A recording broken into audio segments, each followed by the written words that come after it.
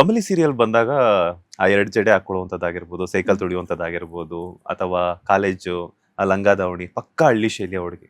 ಅನ್ಕೊಂಡಿದ್ರ ಇದು ನಾನು ಮಾಡ್ತೀನಿ, ಮ್ಯಾಚಸ್ ಆಗುತ್ತೆ ಅಂತ ಯಾವತ್ತಾದ್ರೂ?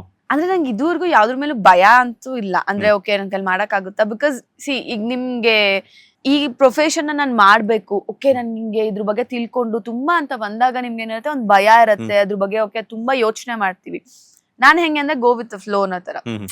ಅಂದ್ರೆ ಹೆಂಗೆ ಈಗ ಕಮ್ಲಿ ಅಷ್ಟೇನೆ, ನನ್ಗೆ ಯಾವತ್ತೂ ಯೋಚನೆ ಆಗಿಲ್ಲ ಓಕೆ ನಾನು ಇದ್ ಮಾಡ್ಬೋದಾ ಅಂತ. ಓಕೆ ಹೋಗ್ತೀನಿ ಮಾಡ್ತೀನಿ ಅನ್ನೋ ತರಾನೇ ಇದ್ದೆ. ಬಟ್ ನಂಗೆ ಆ ಕ್ಯಾರೆಕ್ಟರ್ ಲುಕ್ ನೋಡಿದಾಗ ನಂಗೆ ಫುಲ್ಲು ಬೇಜಾರಾಗೋಗ್ಬಿಟ್ಟಿತ್ತು. ಏನಿದು ಅಂದ್ರೆ ಯೂಶಲಿ ಹೀರೋಯಿನ್ಸ್ ಅಂದ್ರೆ ಅಟ್ಲೀಸ್ಟ್ ಸ್ವಲ್ಪ ಆದ್ರೂ ಚೆನ್ನಾಗಿ ಕಾಣಿಸ್ತಾರೆ ಅಲ್ವಾ? ಗ್ಲಾಮರಸ್ ಅನ್ನ ಎಕ್ಸ್ಪೆಕ್ಟ್ ಹಾ, ಮಾಡ್ತಿರ್ತಾರೆ. ಇದ್ರಲ್ಲಿ ನನ್ಗೆ ಏನಂದ್ರೆ ನನ್ ಕಲರ್ ಇಂದ ಹಿಡಿದು ಎಲ್ಲ ಲೈಕ್ ಮೇಕಪ್ ಕೂಡ ಡಲ್ ಮೇಕಪ್ ಮಾಡ್ತಾ ಇದ್ರು, ಏನು ಹಾಕೋಗಿರ್ಲಿಲ್ಲ. ಪ್ರತಿದಿನ ಹೆಂಗೆ ಅಂದ್ರೆ ಕದ್ದು ಮುಚ್ಚಿ ಒಂಚೂರು ಲಿಪ್ಸ್ಟಿಕ್ ಹಾಕೊಂಡೋದ್ರೆ ನಮ್ ಡೈರೆಕ್ಟರ್ ಲಿಪ್ಸ್ಟಿಕ್ ಹಾಕಿದೀರಾ, ಇಲ್ಲ ಸರ್ ನಾನು ಲಿಪ್ಸ್ಟಿಕ್ ಹಾಕೇ ಇಲ್ಲ ಅಂತ ಸುಳ್ಳು ಹೇಳೋದು ಇದೇ ಆಗ್ತಿತ್ತು. ಬಿಕಾಸ್ ಹಂಗೇನಂದ್ರೆ ಸ್ವಲ್ಪ ದಿನ ಆದ್ಮೇಲೆ ನನ್ಗೆ ಅದ್ ಅರ್ಥ ಆಯ್ತು. ಬಟ್ ಬಿಗಿನಿಂಗ್ ಅಲ್ಲಿ ಹೆಂಗಿರುತ್ತೆ ನಮ್ಗೂ ನಾನ್ ಚೆನ್ನಾಗ್ ಕಾಣಿಸ್ಕೊಬೇಕು, ನಾನು ಹಿಂಗ್ ಇಲ್ವೇ ಇಲ್ಲಲ್ಲ ಏನ್ ಹಿಂಗ್ ಕಾಣಿಸ್ಕೋತಿದೀನಿ ಅಂತ.